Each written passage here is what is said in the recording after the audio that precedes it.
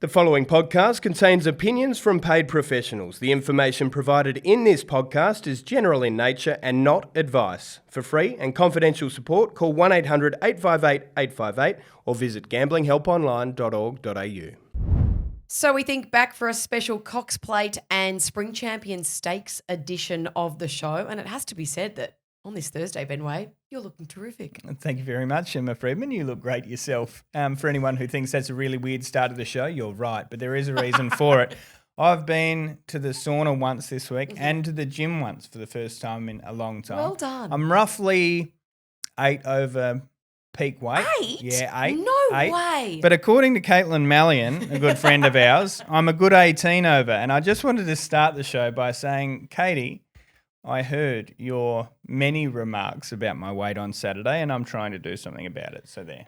I now understand why James is as diligent and streamlined as he is. We had a drink after the races on Everest Day. 3 times she reminded me I was getting dad bodish, and I've only been a dad 8 weeks, so the alarm bells are going off. You look great, and I cannot. If you're 8 overweight, geez, I think you might need. I like you lying to my face to start the show. It's a good way to start. We don't have to do accountability because we nothing have to be a accountable Monday for. show. Yes.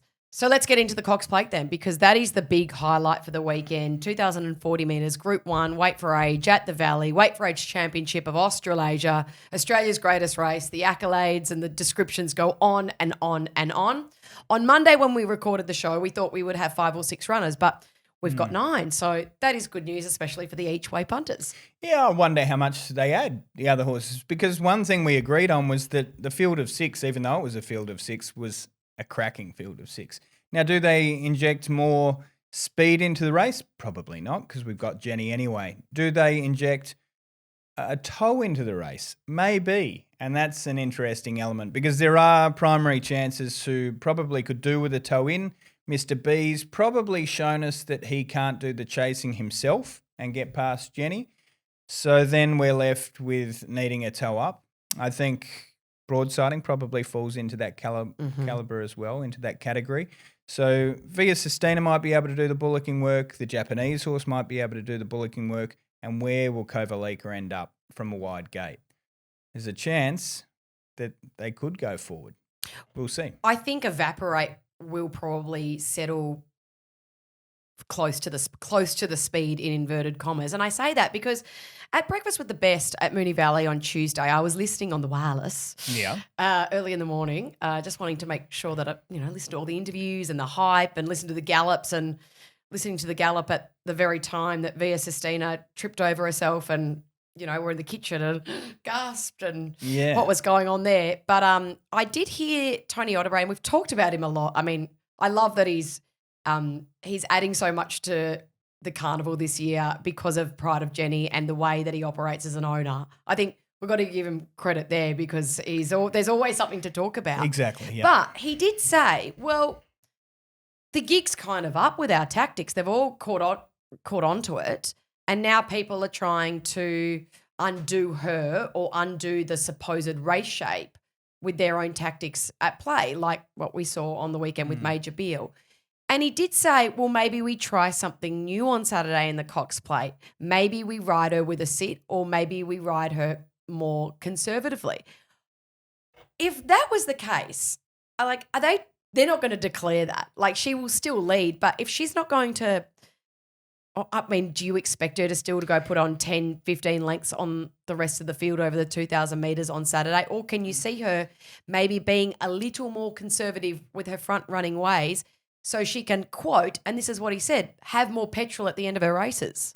So having done the show on Tuesday, I asked Brad and Nick, whether she had overdone it on Saturday. They said that she had run and won and finished her race off better, having run the same splits early. So she was a touch below her best over that last 100 or so the other day, which you would kind of hope was the case leading into a Cox Plate. Like, you would like to think you're not completely screwed down, but I don't know how Jenny works. She's different to most.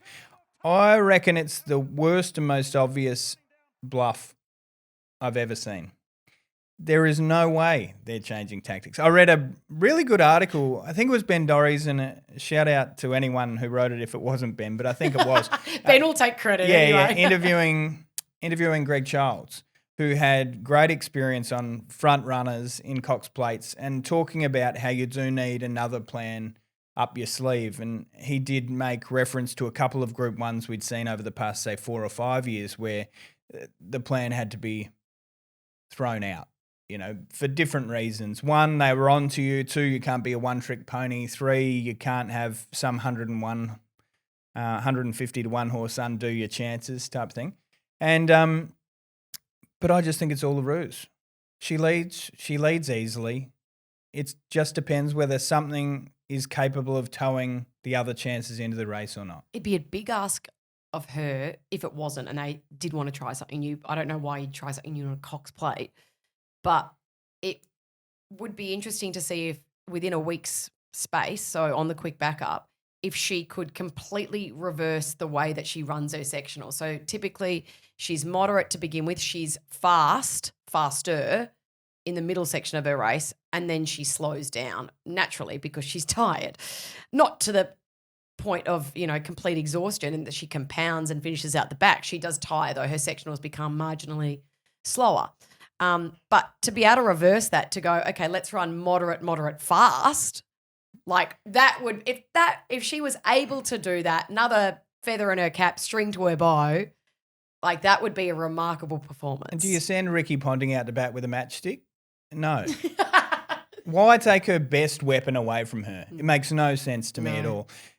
I get it. I would probably try the same thing. Bluff them into thinking she might not do it and hope that they fall asleep again. But she'll be up on speed. I don't think anyone would lead her. I think the chances of her taking a sit are near zero unless somebody just completely kooks it. But anyway, I'm really looking forward to seeing her, and she's one of the headline acts once again. And your point on Tony's a fair one. While I don't agree with everything he's done or said over the past few weeks and months, he's added something to the so much to the carnival. Yeah, but we're talking about him every single week, and I love that because she's a headline horse, and I like a headline owner that goes along with the horse to add a bit of chat to what is otherwise, we can't just always be talking about horses. People are going to be talked about as well. I don't know that he should have much of a role in tactics. No. If I would almost laugh if I was Kieran Maher and he came to me with a suggestion of change of tactics for a Cox Plate. It makes it more interesting though, because we're all going to be holding our breath. So Prognosis, he's the short price favourite. I heard him described a few weeks ago as the Japanese Pegasus. And he's got that narrow form behind Romantic Warrior, of course, who won the Cox Plate last year. Does he just win? I mean, I guess he's got Damian Lane. That's got to be to his asset. The thing in my mind that kind of I think is still ringing in there, I think on ratings, if he was in Australia, he would be a Group 1 winner, but he's not a Group 1 winner yet in Japan. Yeah, their mile plus horses are better than ours. They're elite, yeah. Do we agree with that? They're probably better than anywhere in the world, and I think, the evidence is there. Is this horse an emerging Le Gracieux? Now, Les Gracieux did not have a great resume when arriving here, but then went back and knocked off some huge races. So, I'm happy to ignore that. Even like a Ben Battle who came over from the UK, all the chat was, he doesn't have much of a resume yet. But then he ended up with a great resume. I think the Japanese horse is the horse to beat. Mm-hmm. I think Jenny will ultimately find a couple too good late. And I'm really interested to see what these youngsters offer up. I can't see. You suggested Evaporate may. I think he'll push forward. I think in that second chasing pack behind Pride of Jenny, I can see him being right there. Yeah, usually I would say with a youngster, that's where I want to be. Maybe leaders back, top 4, and able to capitalise on that lightweight. Whereas I don't think that's the case with the Pride of Jenny. A youngster can't tow that caliber. Your Via Sustinas and your Prognosis, you can't drag them up and expect to hold on. The thing is, he's drawn gate 6 and she has drawn gate 7. So when she shifts over, he is naturally probably going to semi-go with her. And I'd suggest, you look at the way he's raced over the last couple of months, like he's had a rapid rise. He won his maiden at Cranbourne in August of this year, and now he's going around in a Cox Plate. Like it's been an unbelievable preparation. He has led before. He has taken a sit before, but I would suggest. But it's not a sit if the leader's 10 lengths in Correct, I front. know. That's leading. I know. So can Evaporate lead and win a Cox Plate? No, I don't think so. But from that gate and where he's positioned when they jump next to her, I can't see him tugging right back No. to be with broadsiding because that's where he's going to be. You speak of the 3-year-olds, Jamie Carr looking to win a Cox Plate. The question has to be asked of him, does he have the speed to settle closer than he did in the Caulfield Guineas? Because ultimately that was part of his undoing, that he was too far back on a track that did display elements of having a leader's bias. Well, horses like that, they need a drag in, don't they? And he at least gets that. Like when you look at the calibre of horses that he could be on the back of, they're going to be in the finish, assuming the right Via Sustina rocks up, assuming she rocks up at all. That was a sight. Oh, I think she will. I think she will too. Initially, I thought, oh, God, no chance. But then hearing from Chris Waller and, he's just such an amazing trainer, he would have done everything this week to make sure that she's absolutely right. And if she's not 100%, he won't run her. There's no way. So I think she will, though, just on the reports back that she has pulled up with no stress. Heart rate went down pretty quickly after she did the 3 laps. Also, she went to the beach on Wednesday. I think she went to the valley this morning for another little look around. I think she'll run. Didn't see enough of it. Hey, Mr. B, kind of forgotten, with a man on board who seems to be one of the most criticised jockeys going around, but has also got one of the best resumes you would ever see. And how good is he going at the moment? Rich vein of form. Between Unbelievable. winning on Bella, he's got a huge Melbourne Cup chance off the back of that Geelong Cup win. It was fantastic. Yeah. Smooth Operator was as smooth as silk. Yeah, I think he is the jockey in form at the moment, and his record over the last couple of weeks speaks for itself. I mean, a Kosciuszko and an Everest for Willow on Saturday. He wins the Geelong Cup, as you mentioned, on Wednesday with one Smooth Operator who was eased down to the line. Third line of betting now. Yeah, has firmed up significantly. And you know what the telling thing was for me this morning? Locked in. Willow, he would have his choice of nearly anything because he can ride so light as well. That's his horse. Oh, you can't have a horse win a Geelong Cup. Maybe it isn't the lead up that it once was, but you can't win a Geelong Cup like that and not prioritise. But he could have held fire for a little bit and have decided in the next week or so what he was going to do. Well, there would have been 10 hands going up in front of him. Yeah. Mr. B, though, he's overlooked. He's $8 in the market, which is complete overs. If you look at what he did last year, he got nabbed an absolute bee's diaphragm on the line by Romantic Warrior. And this preparation, I think we've discussed it here before, that he can get the 2,000 metres and quite clearly, I mean, he hasn't won over the 2,000 metres, but I mean, the Cox Plate, it was as close to a win as you'd like last year over the same trip. But he does need that track to have a little bit of cushion in it to be able to be effective. Okay, so I'll ask you 2 questions. Winkers go on as well. They do. First question, what would be your dream headline scenario from the Cox Plate? Which horse to win and why? What's your dream storyline? I think it would be Mr. Brightside or Evaporate for Team Hayes, because then that would be the 3rd generation of trainers to win a Cox Plate. Evaporate's the complete rank outsider, and as he probably should be. Having said that, he beat Broadsiding in the Caulfield Guineas. He's a bit forgotten as well. I think Mr. Brightside, that would be complete redemption. He's a horse that people have had been second guessing this preparation, even though he's finished in the top 2 in every single start. It would be redemption. It would be a great story for the boys, and it would continue the run of Craig Williams and his rich vein of form. What about you? So that was only one question. Oh no, I'm asking you about yours. So you're saying it'll go from this time for the Big A to this time for Mr. B. Do you think what would make you go ho hum? Who would have to win for you to go, oh, well, that was a Cox Plate that just was? To make it not memorable, or to just be to go, oh yeah, well that's kind of. I think they've all got their storylines though. Yeah, Because okay. if Pride of Jenny were to win, you'd be like, oh yeah, I mean, tactics. But to be on the quick backup, Oh no, she'd be able to start. She's a story if she does. Via Sistina, if she comes out and wins after the drama early in this week, you'd be like, oh my God, thank God. Like that's what a remarkable performance from horse, trainer and jockey. And James, and that'd be the triple figures. And it would be the triple So figures. there's that element. Yep.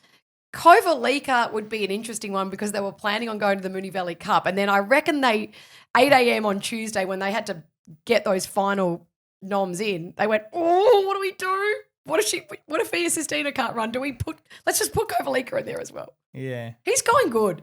He's going really good. Yeah, he'll run better than people probably expect. I think the one that I probably wouldn't care so much about, that sounds mean, I've asked the question, so I've led you down the garden path a bit. would probably be Docklands. Yeah. It would be great for Harry Eustace, who I've never met, but obviously know his brother and Dave. Mm. And Blake Shin, he's, riding oh so well at the moment as well, but there wouldn't be as much fanfare. There's not as much as a storyline that we can celebrate with Docklands, and he has been backed in the last couple of days. You're in Sydney, aren't you, this week? Yes. Yeah, right. Yeah, won't be So down we'll there. be watching on. So we don't need to worry about the post-race interview there. Okay, your ultimate story for the Cox Plate. I think if Jenny can just hold on. I think from a storyline point of view, I love the Japanese Raiders, but I think that would probably be one where everyone went, oh, right, so that's just further evidence they're better than us. Where would we go from here? Purely from a story. Yeah. Probably the best betting result for me, but that's a whole different discussion.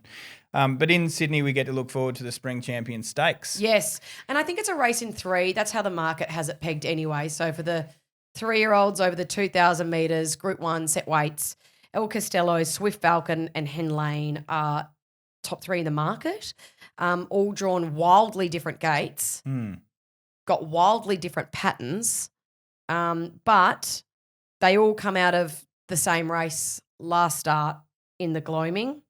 2 of them went to the Dulcifer. Oh, no, one of them went to the Dulcifer. Yeah, just one of them went to the Dulcifer in Swift Falcon. Of course, he won that. I mean, before the Gloaming, El Costello was winning midways for fun. Yeah. It's been an awesome prep from him.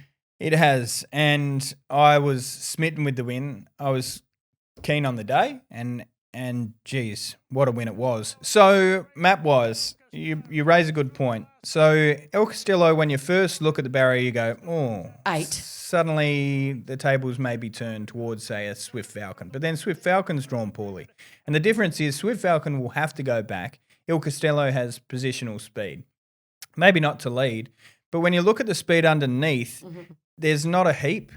I think there's one horse that may punch up underneath, so that would leave them probably, I think that's Rag Queen.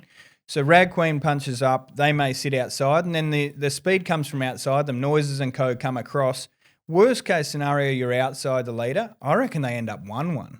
You think 1-1? Yeah, because the 2 speed horses are from outside, so they both come across. As long as you can cross everything except Rag Queen, you either end up taking the lead and handing up, or you end up outside Rag Queen with those 2 coming across. So I'd say worst case scenario, you're third without cover but 1 off. And that's where it's interesting with gates. You know, gates are only really detrimental if you don't have the positional speed to have an option. So the other big winner out of it was Henline, who'll probably be Three back fence.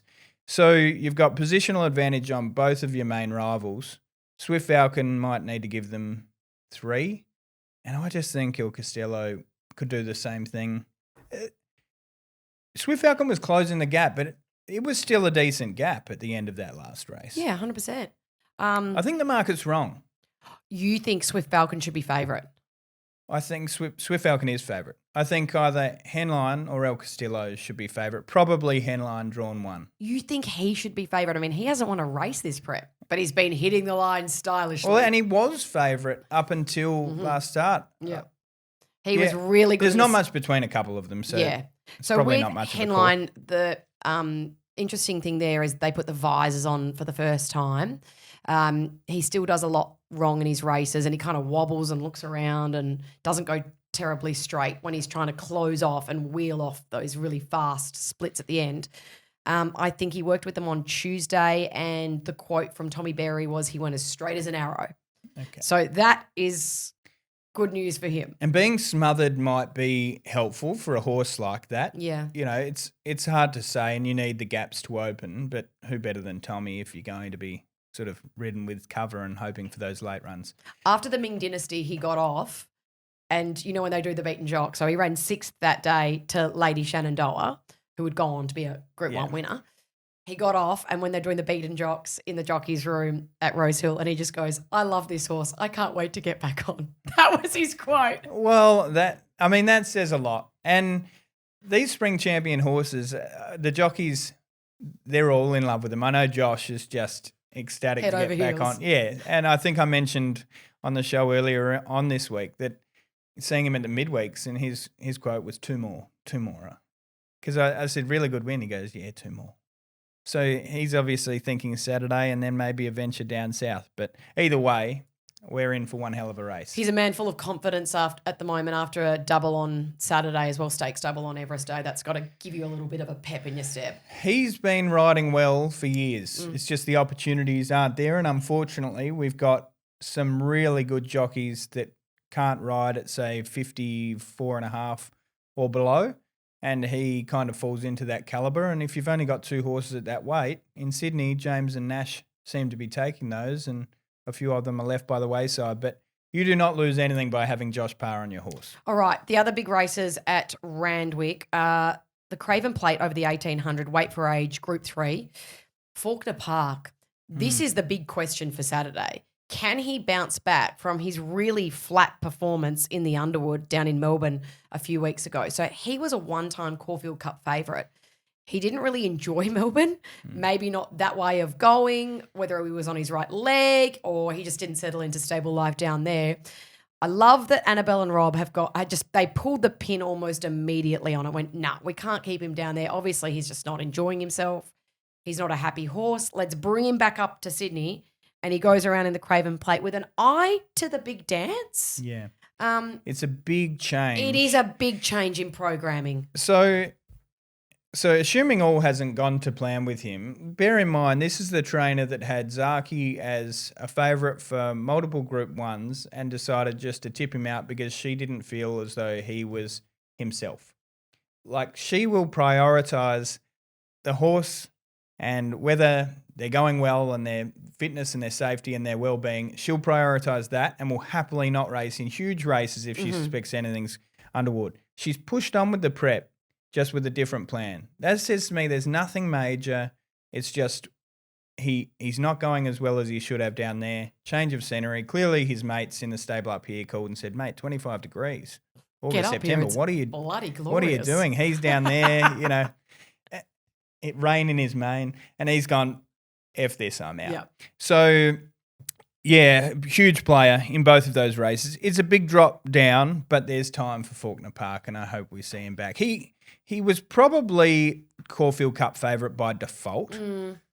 Nothing really had shot the lights out, and bearing in mind, what was he in? An Albury Gold Cup and then a Wagga Gold Cup. This is probably a more suitable assignment.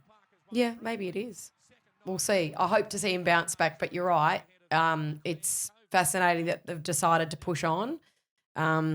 Stays at the 18. So you can see the reasoning behind the madness, so to speak. So Underwood 1800, Craven Plate 1800, and then drop back to the 1600, which is fine. There'll be a lot of fitness there, at least on his side. So that makes sense. The other race at the end of the day, or the two to close out, or 2 legs of the quaddie, the Invitation and the Five Diamonds Prelude.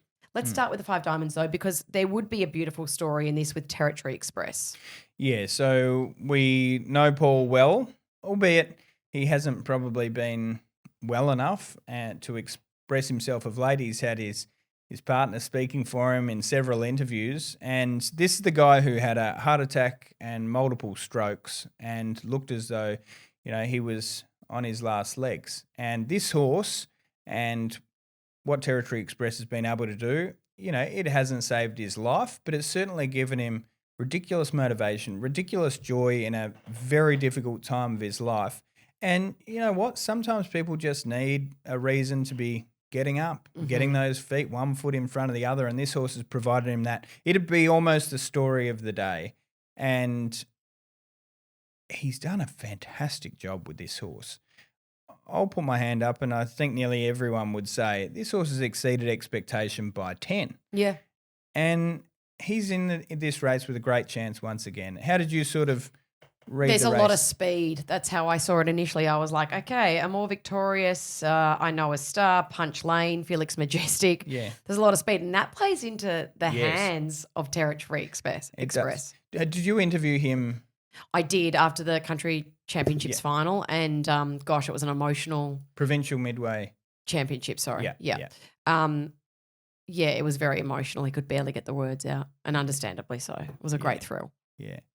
And I haven't been through anything like he has. It would be, you know, to have a moment like that, it would be such a point of reflection. And you're being interviewed a minute I know. after it We all don't plays leave out. things too long. No. And, you know, it makes for great TV, but you do leave people, it's a real warts and all moment in their life.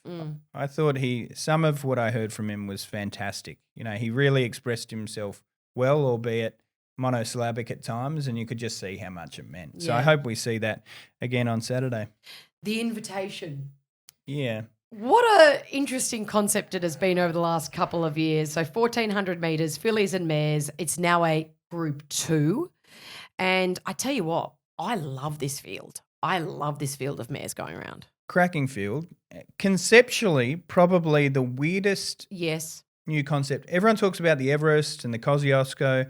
This is the weirdest concept of all of them, but it works. Yeah. So hats off. $2 million in prize money and a field assembled, a field of 12, invited by a panel. So in terms of, this is the most arbitrary way to formulate a race. It is essentially an Everest, but only Racing New South Wales get to decide who's in it. They own every slot. Yeah. And they say, you can have a slot and you can have a slot, Yeah. and you get sent an email or an envelope, I whatever way don't you want to reckon look it's at an it. envelope. It might even just be a text.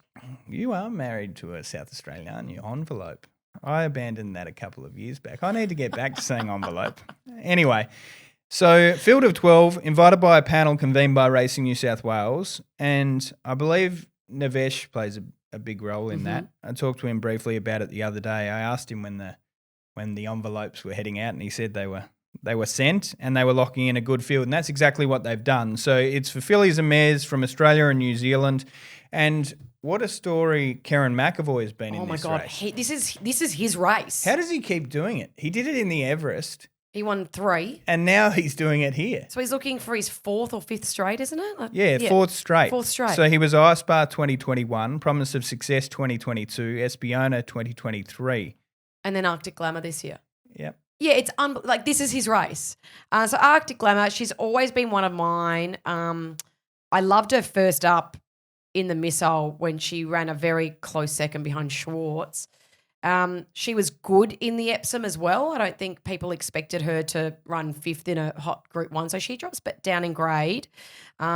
16 to the 14 probably suits her as well. I don't discount her chances in this race. Like seems to be plugging along nicely. There is a horse though that I have big eyes for, and that is Alencia. Yeah. And the comments from Chris Waller after she won the Nivison a few weeks back, saying she's basically a Group 1 winner in waiting. Yeah, she travelled up so sweetly, didn't she? That race was over so far before they pushed the button. Yeah. Magic Time's another one. She's a Group 1 winner over the 1,400. Belclair, I mean, they're taking the blinkers off her this time because she's first start this preparation, the saddle slipped and she ran on fear apparently for the first half of the race. Yeah. And then she was still keen in the Alan Brown as well. So she's got to be given a chance. And then Zugotcha, she's a 3-time Group 1 winner. I don't know exactly what went wrong last start. Was it Waller second up syndrome? Tongue tie first time. Maybe she choked out. Yeah. And she's the one that's drawn perfectly to get a lovely run in the race. I've had a rethink, actually. It's the second most random concept because the public vote the public vote All-Star Mile. that's still got to be top of the tree. But the thing is, that just shows you why you need to sit back and give these races a chance. Because on paper, you would say this is up there with the most ridiculous concepts you've heard, and it just absolutely works. Listen to the names you've just thrown out there. Helps there's $2 million up for grabs. It does. It does. What do you like? Good race. Good race. Oh, you had a grievance to air. Oh, yeah, I do. Do you want to air it or do you want to save it? Well, I feel as though this is just a chance for me to vent this podcast, is it not? Make this feel like it's your therapist's room. You're sitting down, couch, just, looking up into the sky, telling me your problems. Let me hear your woes. So I speak as a punter, right? And so it's in my best interest to be notified of change of tactics. It's in my interest, right? So far be it, I shouldn't be saying we shouldn't have them, but I really think we shouldn't have them. They add nothing. You're on the same page as Richard Friedman. Well, now I'm starting to question myself. He's a big who cares. Who cares? Well, what I find odd is that it seems like some people get asked for a change of tactics and some people don't. Yes. Right? So, and some people provide them and some people don't. And some people get held accountable when they change them and some people don't. And last week, for example, and I'm not hating on anyone because, again, I don't think that we should get change of tactics. I think it's good to have open honesty and a bit more understanding. But if they're last week, we had Ostraka where we got a change of tactics to go back and it led. So that was actually worse than if we didn't get the change of tactics. Yeah. And then you heard post-race, Annabelle saying, well, I was pushed to say where we would go, but then it depended on how the horse jumped, and as soon as which the you horse can understand. jumped well and others didn't go the option, you've got Blake Shin on. You've got Blake Shin on for a reason to make those decisions, yes, and he made the right one. I just think it adds nothing. Bella Nipotina going forward, sitting outside the lead. Well, had we have known she was pushing forward to sit outside the lead, maybe a few more would have entertained her. If I had known that she was going to go forward, which they probably didn't know until she jumped well, of course. Again, that's discretionary, which is how it should be. You would have entertained the thought, but thinking that she would have been last, it made me worry. And like the punter in me says, well, so we don't get change of tactics, and then they hand up on Pride of Jenny on Saturday, right? And they take cover in a Cox Plate. Should I have known that?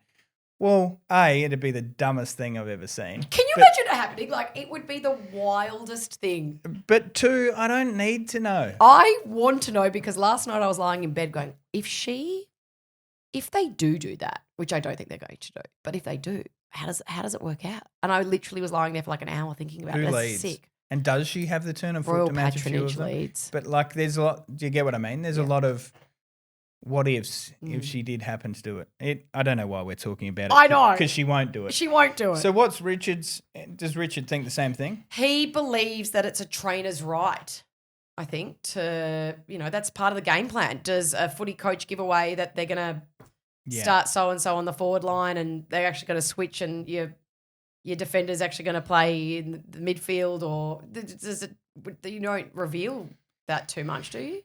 No, I completely agree with that. I want to sort of give both sides. The only thing that makes me question it is we've got some trainers that have so many runners and they have multiple runners in the one race. And from an integrity standpoint, I think it kind of does help that stewards at bare minimum have them. So maybe it's a matter of disclosing to stewards privately. Yeah, but then if there's an issue, we'd all be like confused. Going, well, they had, I don't know, you can't just keep one bit of information to the stewards and not to the rest of the racing public. Well, at least then you're not disclosing it to your opposition. Yeah. Because Richard's point is, why give away your edge Yeah. if you've got a change of tactics that could tip things in your favour? Yeah. So notifying the stewards but not notifying the public would keep that, assuming the stewards didn't tell the others. But they're better than that. They're busy. They're better than me. And they're very busy. Yeah. Where do you sit? Yeah, look, sometimes it's interesting to read them and then they don't play out. But then it's interesting to see when horses jump well or they miss the kick and they play out entirely different. So I think I'm indifferent on it. But if it was a really significant one, like Pride of Jenny, and we don't think this is going to happen, but if she was endeavouring to seek cover, I probably would want to know that. Yeah. Think about it. A month ago with Jason Collett, he was worse for having been given that change of tactic and instruction. Yeah. Now, some people didn't really buy his reasoning. I did. That had he have probably pushed forward to slot in 1-1, James would have hunted up and he would have been left parked anyway. But that was another one where I just think, leave that to Joe. He can decide. You know, he can make that call. If they go back, they go back. We were dumber. It reminds me of the clip from what is it? Billy Madison, where he's sitting there in the debating room and the bloke says, "We are all dumber for having listened to you." That's how I feel sometimes with change of tactics. And that's maybe how some of our listeners feel right about now. Yeah. Fair. Quickly, to close, who wins the Cox Plate? Japan. Okay. You? I'm going to go, I find this race is really hard. I'm finding it really, really hard to get my head around, but bright side. Okay. Yeah. Redemption. Yeah, redemption. I mean, I'm finding it hard because of the map, I'm finding it hard to pick a winner. So we've got a podcast next Monday to recap? Yes. Yeah. In between then I have WBBL starting in Adelaide and... How are you coping? Yeah, I'm good. A lot of WBBL in the next week. You're busy. A lot of WBBL. Just don't say welcome to Bathurst on track on Saturday. Oh, you never know. No, I'm going good. All right, we'll see you on Monday for a wrap-up of the Cox Plate, and then we will start to get into the Golden Eagle. What a race that is shaping up to be, and also Derby Day down at Melbourne. You win some, you lose more. For free and confidential support, call the number on the screen or visit the website.